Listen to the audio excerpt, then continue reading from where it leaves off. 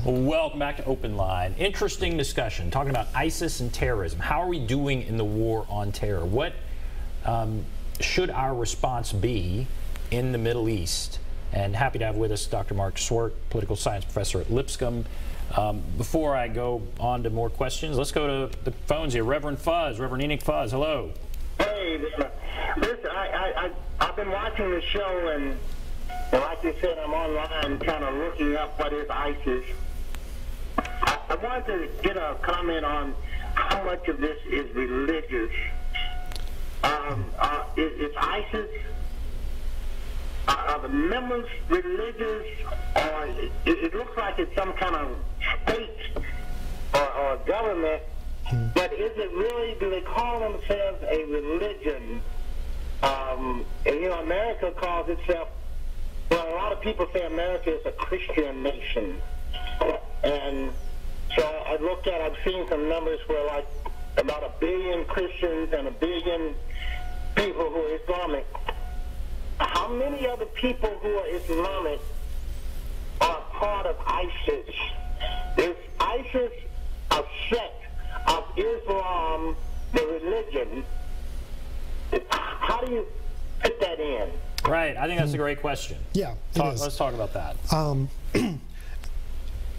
The Islamic State and, you know, our understanding of how the relationship between state and church is very different. Our tradition, the separation of church and state, is really something that's sort of developed out of sort of Western culture as opposed to Christianity itself. Okay, there's basis for it in Christianity. Christianity, you know, you can quote Christ himself that, you know, render unto Caesar what is Caesar's, render unto God what is his. And that kind of can be a jumping off point for saying, you know, your religious life is a personal thing, or it's something that is within the private sector or, you know, the civil society, as opposed to something that's governmental.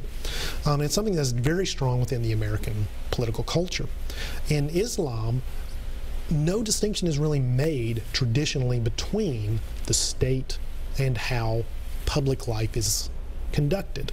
And so it provides a, maybe not a source for what Islamic State does, but it provides an opportunity for someone to interpret Islam according to the way Islamic State does.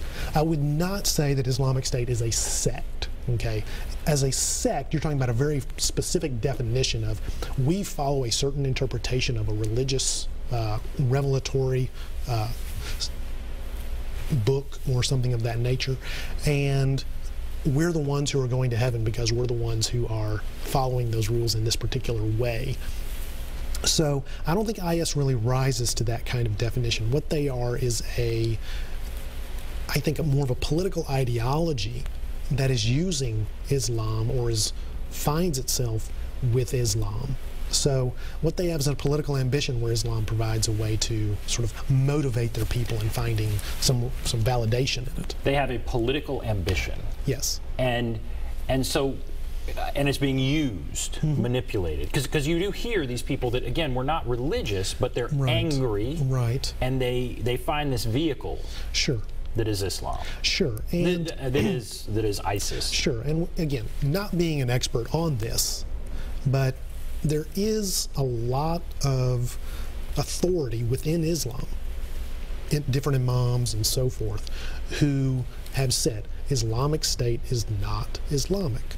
It is a heresy. It is not according to the words of, or how they interpret their own, you know, sacred works and sacred text. So I think for them to be able to claim this, you have to put it into the category of a political ideology more so than a religious sect or a religious interpretation.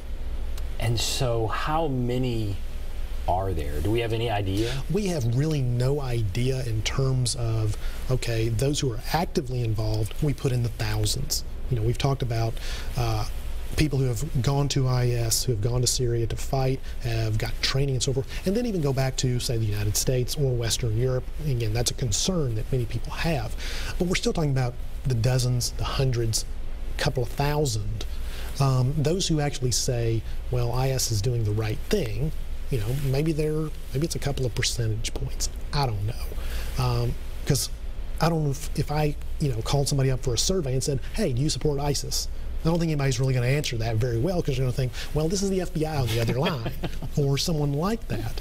But my guess is 99.99% are saying this does not have anything to do with our religion. This does not have anything to do with the way I conduct my life. I've got my frustrations. I've got all that kind of thing. But what I'd really like to do is vote. I want to go work. I want to, if I have to, I'll go protest in the streets against my, undemocratic government like Egypt or something like that. But what you saw was in Egypt, the Muslim Brotherhood gets thrown into office after Mubarak leaves, because of those demonstrations. They start moving that country into, well, we're going to move this into an Islamic, under Sharia law kind of government. And within a year, the army comes in, throws them out, arrests them, puts them on trial, all that kind of stuff, and the streets are quiet. The people of Egypt, even though they are majority Muslim, still are saying, we don't want that. So an IS-type government went into Egypt and did not succeed, where they got a chance to. And so I see that as kind of being an indicator of what you can say in general about the likelihood of success by groups like IS to take over those countries. And the typical journey of someone who is part of ISIS, do you think it's more of a political journey, a frustration with this and that, and they want territory, or they're frustrated with the government, or is it a religious progression? I think it's certainly much more political. If you're doing a religious journey of that sort, certainly you can say, this is the way I practice my religion. This is how I'll see it carried through.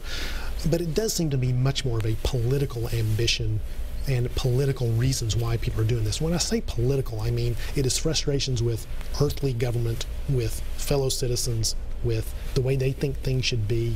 I mean, could we make maybe a parallel between Americans and Europeans who went to fight in the Spanish Civil War in the 1930s, of people who have gone to other countries to be kind of like the ideological or idealistic troops for what they think of, okay, this is the movement of the future.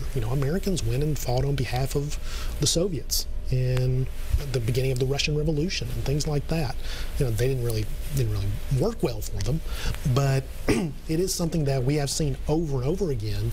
And though this has been very destructive, though it has alarmed a lot of people, and it's something we should definitely deal with, I do think that in the long run, America certainly will probably suffer another couple of terrorist attacks by this group that are claimed by this group or whatever. But America will survive this. Okay, I don't see this as being any sort of existential threat, and I see Islamic State as being very opportunistic, meaning they've only been able to survive as long as they can because of the dysfunctions going on around them, and because of all the things that are the balancing out of the various powers and so forth. They could not withstand a meaningful attack by any of the surrounding countries unless there are other things that are balancing them out and protecting them. Fascinating discussion. All right, we're going to take a break, and then we're going to come back. We'll wrap everything up. Take a break. Be back right after this.